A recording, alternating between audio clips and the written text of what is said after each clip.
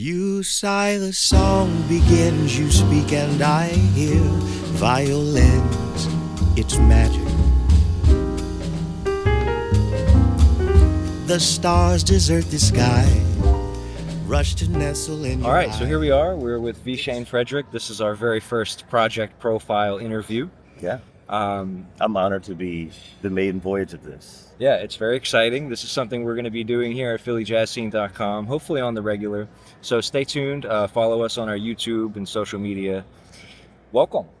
Thank you. So for those of you out there who don't know about Shayne, I'm going to give Shayne a minute here to introduce himself and talk a little bit about his work and his sound.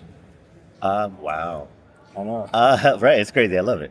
My name is Shayne Frederick. I am North Carolina born, Philadelphia bred, self-taught. I have a degree in business. I do not have a degree in jazz or music, but it's music that I've loved. I've studied. I kind of cut my teeth hanging out at jam sessions in places like Ortlieb's Jazz House, the historic Ortlieb's, which no longer does what it did when I was a wee lad. And I met fabulous people like Trudy Pitts and Don Wilson, who actually I found out was my cousin, my grandfather's second cousin, the legendary Don Wilson, pianist, vocalist based in Philadelphia. I met him a few years before he passed, so I had a chance to be mentored by him and hanging out under the wings of people like Tony T&T Jones, who's a fabulous bass player who worked with Nina Simone. So I did it the long way. Nice, yeah. Yeah. And what have you been up to lately in Philly jazz? I have a lot of kind of regular incidental music gigs, restaurant stuff, but then I have the opportunity to, I sang as a guest feature with the Philadelphia Orchestra a couple months ago, and a lot of concert stuff. I'm going to be headlining the Lancaster Avenue Jazz Fest, which I've done a few times. So it's like concert stuff and then incidental music stuff, and DIY venues and like playing someone's wedding or Yeah. church or a funeral or something. Would you say that Philly has influenced your music? 100%. Yes. Could you elaborate on that? Yeah. I think Philly makes you prove yourself. It takes about 7 to 10 years before people really, really, really pay attention to you, even if you're good, I think. Because it doesn't come easy, and but once you're embraced, you're deeply and fully embraced. But it's such a rich musical heritage that it's not really, Philly's not impressed by mediocrity, and you have to be consistent to really prove yourself before people really actually pay you attention, I think. And that's, it is what it is. Philly's, blue collar, rough around the edges. It's community based.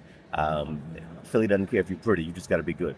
Yeah, you got to put your work in Philly, and there's so many great people currently and historically that you really got to stick in there to rise kind of head above shoulders among your peers and within the context of the history that people are not ever going to hesitate to tell you about someone great who did this thing and did this and this. These storied clubs, some still exist, some don't, and everything's been done. So it's like Philly asks you in an existential level, like, what's next? What up? Well, so what? So what? So what? You're not the only one who played that. You know what I mean? That's very Philly. You know what I mean? So when you're not making music, what's something that you do just for yourself? Wow. I know, because a lot of musicians don't do anything but music. Yeah, that's why I asked the question. Right. I like to eat. I like to cook. I like good films. I love travel. I like trains, as in train rides. I like being by the water. And although we are a city mostly between two rivers, I mean like other water outside of the Schuylkill And the Delaware River. I like conversation. Yeah. I fancy myself to be a lay therapist. Although I do have mental health practitioners in my family. My father works in mental health. My godmother, people who have masters and doctorates and stuff. But I just like getting in people's brains. That's the kind of stuff I like. Cool. Yeah. And any non-musical hobbies, anything like that, aside from the things you enjoy doing? Right. Is there something that you kind of invest yourself in? Calligraphy, some photography, And I've been doing calligraphy since probably in elementary school when my stepmother taught me. And so that's something I've done like kind of professionally and also just like a hobby. So I've done like wedding invitation stuff and like place cards and all that kind of stuff, designing greeting cards. What other hobbies? Wow. Because I spend so much of my creative energy doing music. Yeah.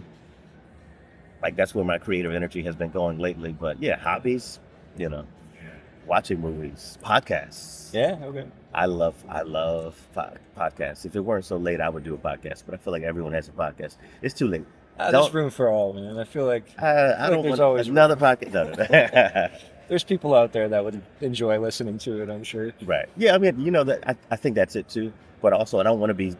I don't know if I can be as candid anymore. You know, you get to a certain point where you can't say, and there are a lot of things I want to say, and I say them in different ways. But Yeah. I can't be Shayne Frederick, the jazz musician, and also have a podcast where I'm just talking smack. Yeah. I don't know if I could really do that. So let's talk about your new album, Treasures. Yeah. How about the title? What inspired the title? I was thoughtful about it, and when that word came to my mind, it was like Eureka. That's it. That's the one. Because I mean, the topics, the songs, the compositions that I chose, and the arrangements, like these are, there's not a lot of rainbow, la la la, I love you, you love me on this album. There's some kind of like existential crises that are coming through these compositions. You know, Abby Lincoln's "Bird Alone," which she said she wrote for Miles Davis, inspired by his life, his existence. So, it's, all of these metaphors about him being, this lone wolf, not lone wolf, a lone creature, just trying to find his way. And I'm thinking about Lost in the Stars, a Kurt Weill composition, I think from the show of the same name, which is, the song literally is like, oh my God, has God forgotten us? And A Time for Love. So these are like big songs, meaty compositions with like meaty contexts. So it wouldn't just be like, Shayne Frederick, all that jazz. That's not, it's a little heavier than that. Sure. I actually was thinking about also the term origin story as the title, like Shayne Frederick origin story. Yeah. I was like, no, I wanted it to be one word, and I feel like treasures feels like that to me. It feels like, because these are songs that I do treasure. I thought long and hard about it, and each person that I pulled, if I did use anyone else to do arrangements, like Dariel did some of them, we decided what songs we wanted to do and how we wanted to do them, Even Hoagie Carmichael's Skylark is a song about, a bird. There's a few songs about birds on this album, but it's also like this existential, oh my God, can you tell me where my love can be? This like these are big songs, right? I felt like it just needed to hit in a way. It needed to be artful and intentional. Yeah. So how did the writing or arranging process differ this time compared to your last project or previous projects? Right. I think it's an extension. Actually, it is an extension of the natural progression of the way my last project went. And so the origin of this album, I got to tell this story. Speaking of origin story. So Dariel Piniazek, who finished his master's degree in Spain, came back and he was like, I'm only in town for a few months and then I'm moving to LA. So why not let's record a single or an EP or something like that, right? And so initially he was like, all right, so what are we gonna do? And it started with like one or two songs, and then I was like, well, if I'm gonna go to the studio, then I'm gonna do a full thing. And so I was like, all right, what other songs do I want to do? Who do I want to pull in? Like, oh, I want to do something that sounds like this. And so I hit up Tim Bray to arrange a thing where there was no chordal instrument, it was bass and horns. And then I was like, Tim, let's do a duet. We never do a duo song. So we did A Time for Love. And then I was like, I want to do something where it's just myself in the bass because I want to tell the story. So I did Lost in the Stars with Madison Rast. And I was like, this is a great, it's almost by the fireplace, just sitting down telling the story. Because the song, it's in the libretto of a stage play more than it is like just a do-I-did, hey, cool. It's not one of those. It's like, this is a story. It's literally like kind of someone, Kurt Weill, improvised a new scripture out of the Bible. God, this is the origin of the cosmos. I was like, I just need to tell the story, just me and the bass. And I've never done a song like that on a record. So there were things I wanted to do aesthetically, musically on this album. And I just kind of got my soldiers together and said, all right, do this. I got Heroic Turf. I said, I want you to do like a really Philly vibe arrangement of Caravan. He was like, say less, I got you. Bam. You know what I mean? This was like my wish list. And I asked my people and they were like, great, cool, I'm there. Yeah, cool. You know. So in the studio itself, were there any standout moments, maybe surprises or challenges or even breakthroughs that kind of happened that you didn't see coming? Well, I will say, there's a few. There were a lot of epiphanies. One was about the process. Mm-hmm. So a few of these tracks, because I'm using Dario Piniazic, are very Latin rhythm heavy, aka very percussion heavy. And so laying down percussion, even if you're using, especially if you're using one person, but if you're using an ensemble, just the nuances of recording that and recording one 5-minute song 18 times for each instrument. Mm-hmm. And like, I missed it. That's like a quarter note. That's an eighth. That's a semi-quaver off, Record, just being in the studio for an hour, just laying percussion on a song that's already done over and over and over and over and over. Or, we are still in the age, I know we say it's over, we're still in the age of COVID. So me getting like a lightweight case of COVID, when I wanted to go back and redo some vocals, and then spending like a month trying to get my voice back to what I consider to be recording level, wow. Which delayed the whole thing for like, I wanted to redo some vocals on a couple things, and it's like, my voice is not there yet. And that was annoying. Yeah. I set up a whole home studio in my apartment, and I'm like, it's not there yet. It's not there yet, because again, I had an objective. I wanted to fulfill that, and I wanted to care for this project in a way that I had not known that you should do or could do, in a way that a lot of people don't do. And it's not necessarily perfectionism, but it's like I want to achieve my objective. And this is for me. It has to be right for me before I give it to the world. So there were a lot of those little epiphanies and like moments and impediments, and some production delays down to the wire. Yeah, it's a lot. This album worked me. Yeah, this album worked me. So you mentioned Timbre, you mentioned Dario Piniazic, Madison Rast. Can you tell me about some of the other musicians you collaborated with? Right. And maybe why you chose them, or what you like about them? Absolutely. So on the tunes with Dario, there were about 3 or 4. Again, there was like a plena from Puerto Rico. There's like a Peruvian kind of a waltz thing. There's this Argentine. So there's different vibes. There's a straight up for real samba, and I needed a bass player that Dario works with and knows is a student of that specific thing, because that's a thing. Jazz musicians, anyone can play a bossa nova, but it's like, all right, the intricacies and just like the feel. And so Sam Harris did half the album, which was the bass, the Latin stuff. And Madison, I love Madison, and it's great to get in the studio with him, consummate professional. And even the moments where it's like, all right, hear me out, Madison, it's just gonna be bass and vocals, he was like, cool, let's see what happens. Let's try it out. And we kind of finessed that. The moments with Tim Butter, Tim and I, we could literally do a duo album, and it'd be magnificent. We did Time for Love, 2 takes, I believe. That's the things that worked perfectly and magically. It was like, that's it. I don't need to touch it. That's it. It's done. I love those moments. Yeah. Kyrie, a beast on drums, and actually him and Victor Pablo working together on Horace Silver's The Happy Medium that I had Dario arranged. I was like, hear me out, Dario. This is his weird song. It's a weird form. Harmonic structure's weird. But let's also get it even weirder with it. Yeah. So it ended up being what it was. And, we brought Victor down from Brooklyn for half a day. He was in the studio. He did his thing, Oh my God, let me look at my chart. I don't want to see if there's any other intricate or like thing. Bird Alone, cool. Which again I mentioned was the Abby Lincoln piece that she had composed, inspired by Miles Davis. Well, she said she wrote it for Miles Davis, about Miles, and then in that process she realized also that she was writing about herself as well. So I love the story of that song. I love Abby Lincoln. I was happy to take that composition and be like, all right, Dario, hear me out. This is a really strange meandering thing. Let's see what we can do with it. And due to some issues with the studio time and just like how much time we had left, Dario was like flying out like the next day kind of a vibe. All of the elements that initially were intended were not able to be achieved. So I was like, you know what? I want harp on this. Oh, I want flute on this. Oh, I'm also going to call him Yuba, this guy I know who plays kora, which is an African string instrument. I need all of these. I need all of this on this song. Like we're going to make this bird travel from America to Africa. So, you know, kora is a like, I think it's a Senegalese string. It's somewhere between a guitar and a harp, like 27 or something like that, 26 strings, it's the whole thing. And he happens to be in Philadelphia, a magical musician here, a scholar of that instrument. And I said, Juba, just take this little moment and like riff on it.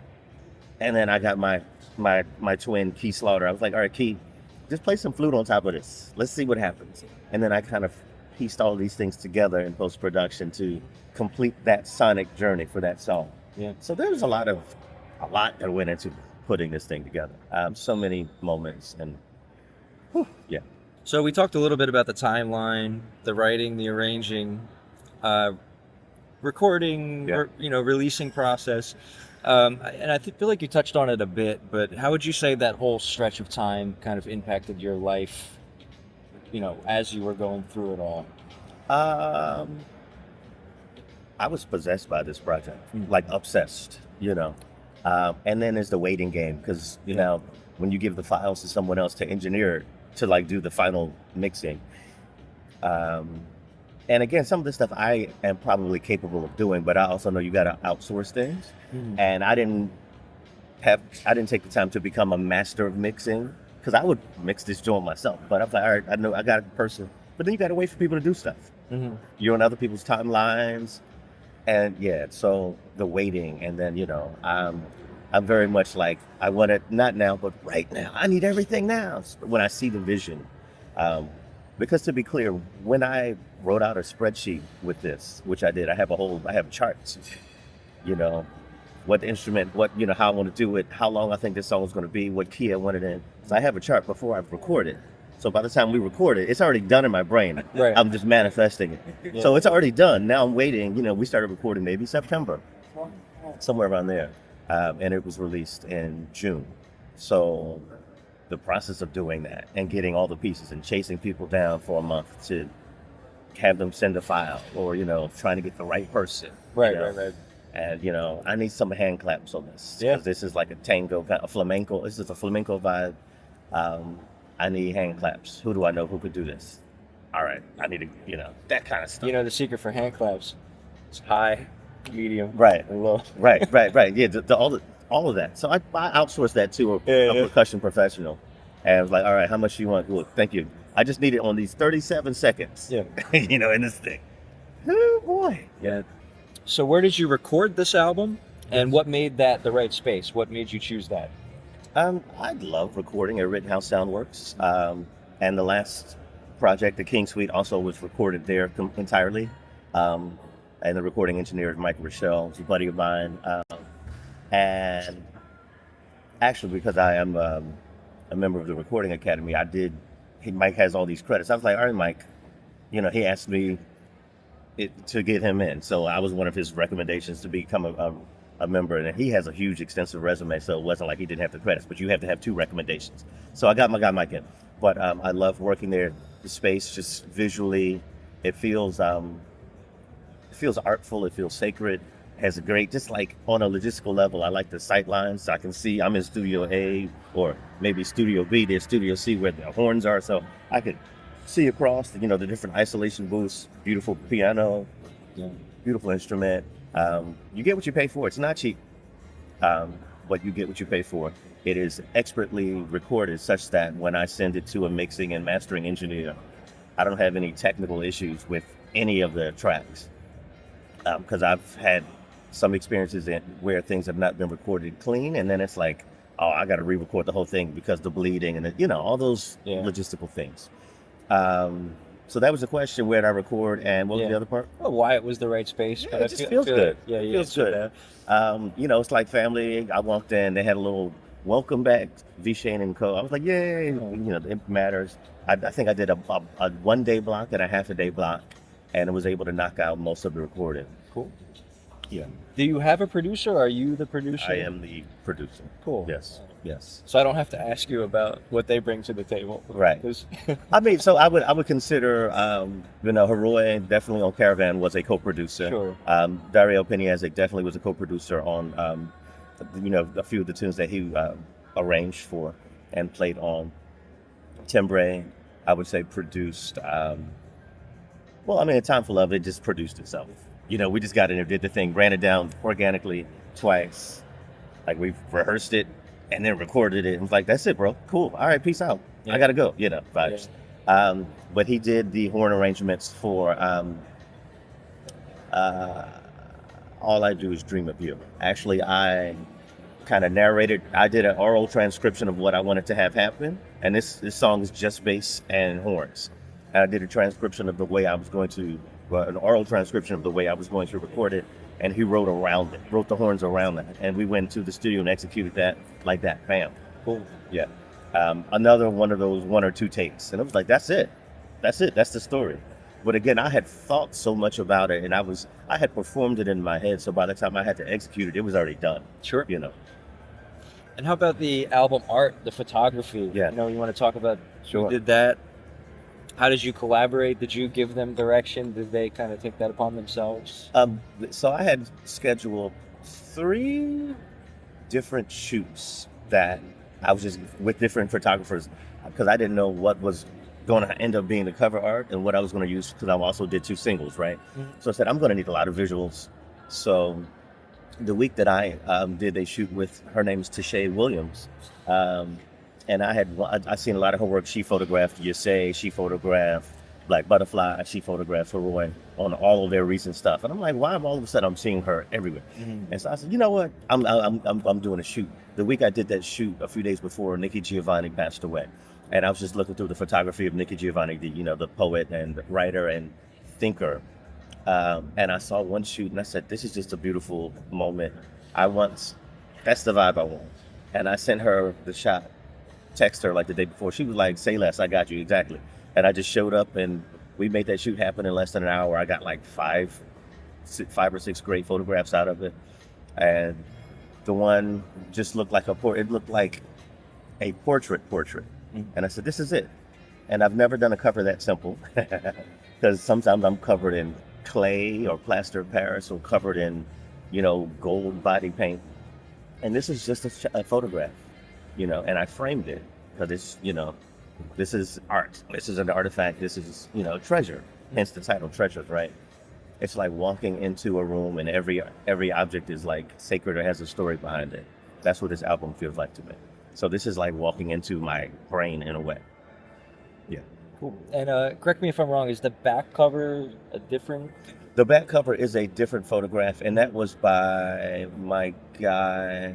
What is Marcus's last name? Let me look him up. He's another photographer. I had a wish list of photographers. Yeah. That I was like, hey, I want to do a shoot. I did 2 shoots with him. Marcus Branch, my guy. Mhm. Marcus Branch.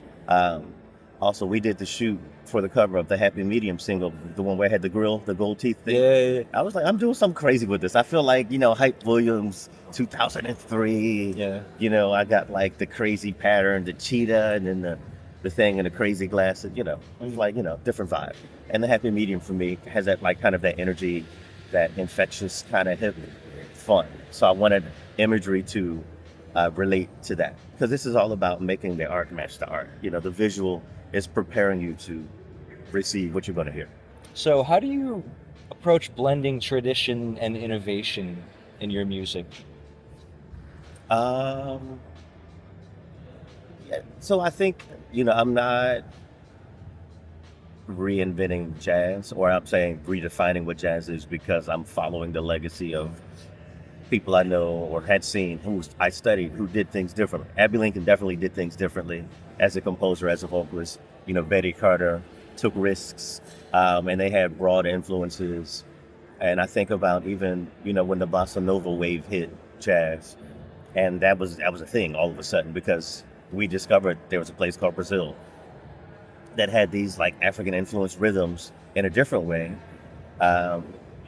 And then I think about Sarah Vaughan recording albums in Brazil with, recording with Milton Nascimento. And of course, there was a period where everyone had a bossa nova album, right? And so for me, it's about what serves the song. Um, and I don't know what a jazz purist is. I think a lot of people call themselves jazz purists, but they don't actually know the fullness of what jazz is.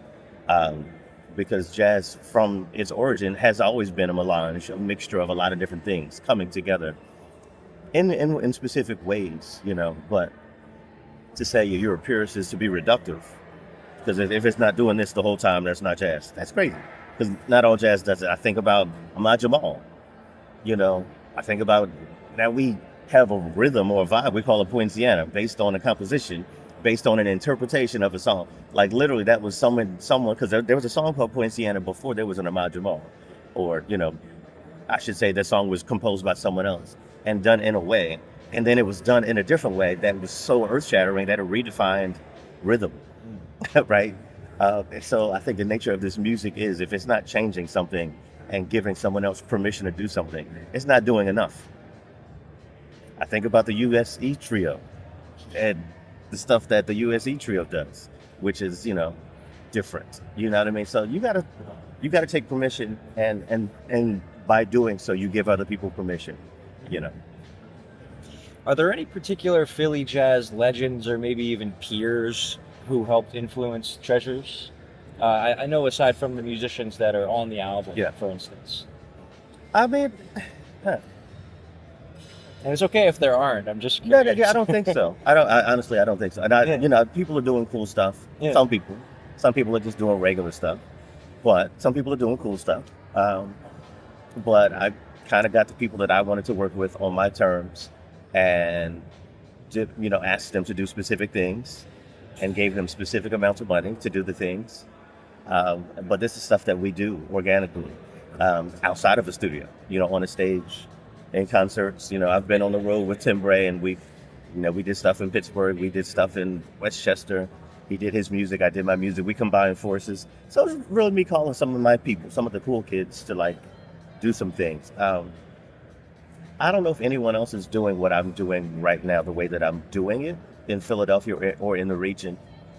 And I think that's why people are paying attention also to me, because I'm not waiting for permission. I have taken permission. I was designed to do what I'm doing. So I don't need permission or a specific role model to say, hey, all right, this is what you got to do now. Because everyone is like, oh, Shayne came out with an album. Cool. Wow. That's okay. I didn't know you could do that. Sure, you could do that. If you got the money and the resources and the time and the wherewithal and the intentionality, you can do it. Sure, it's going to take some money and resources and energy, and you got to follow through, Yeah. But I mean, if you want to be the boss, be the boss. I don't know what to tell you. Yeah. So what do you hope listeners take away from listening to this album? I hope, and from what I heard, people feel inspired. They feel beautified. They feel transported. It feels like a journey. It just kind of opens up levels of your body, of your energy. It just can expand your mind. Yes, a lot of people know of or have heard of a song called "You Go to My Head," which was written in 1930 whatever, 1940 whatever. But I like making choices and trying to go to the nth degree and taking the limits off, vocally, instrumentally. Just I like getting in the music. I like that, And I wanted this album to show where I am developmentally as an artist, as a vocalist, as a producer, as someone who thinks about music and not just someone who executes, sitting on a stool like a parrot, but someone who actually thinks about the music, makes decisions, takes risks, makes choices. I chose the songs on this. I produced this. I chose my collaborators, and I said yes or no to everything. And I also made space for everyone else to make choices and to add their thing to it, to add their DNA to the music. It wasn't like the Shayne show. It was like, all right, I got masters in the room. You got to let masters master. What are you doing? You know what I mean? So I'm just curious, you mentioned in the beginning of this interview some of your other interests. I'm curious if anything outside of music had an influence on this period, this project? Maybe books, films, or different artists, or anything like that. I mean, largely the political climate, the global existential crisis in which we find ourselves in, more that's deepening day by day.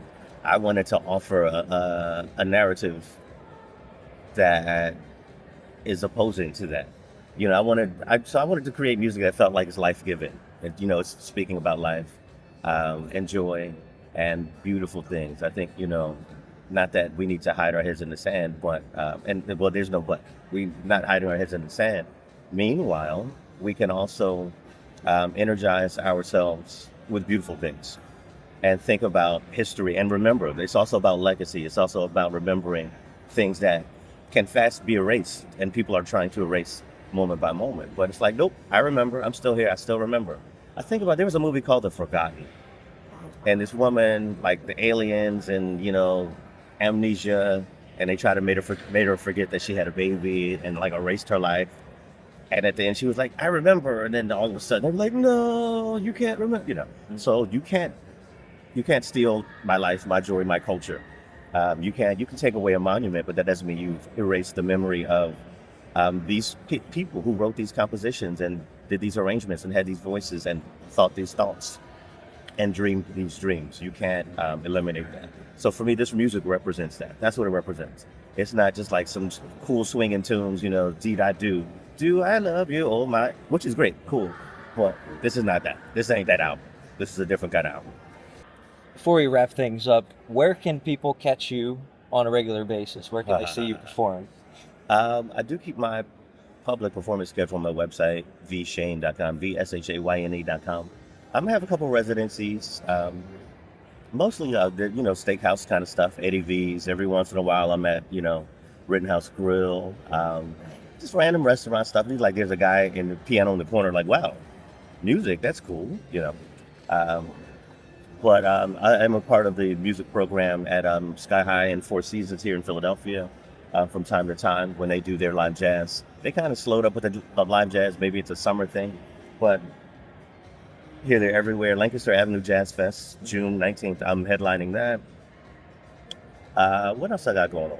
I worked with Ruth Naomi Floyd and some of her works, Frederick Douglass Jazz Works, and her work, Are We Yet Still Alive? Are We Yet Somehow Alive?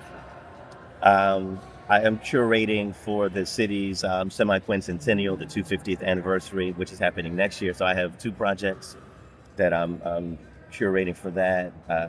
That's going to be like May, June. I got all kind of weird, random stuff happening. I'm grateful to be a working musician in this time. It's crazy. Yes. Yes. So for people out there that want to support the project, where is your ideal place for them to go? Whether it's to purchase it or stream it, where would you like them to go? I mean, people are going to do what they want to do, but there's no money. We know there's no money in streaming. However, if you're going to stream it, pick whatever your platform is. I mean, maybe Apple Music. I don't know. I'm suggesting that people go to Bandcamp, vshayne.bandcamp.com. You can stream it there. You can download it.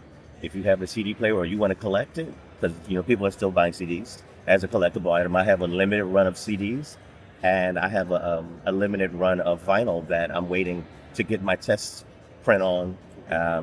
Like I'm just doing a short run, but some people want, people are collecting things. I'm not doing cassette because that's like, come on. But go to Bandcamp, you can get the vinyl, you can get the CD, you can stream it, you can download it from there. But it's on all platforms, Cool. And I'm checking my analytics. It's cool to watch and see. My radio plays. It's like, wow, Miami's been playing me a couple times. I saw some Paris stuff, some London stuff. It's like, that's dope. You know what I mean?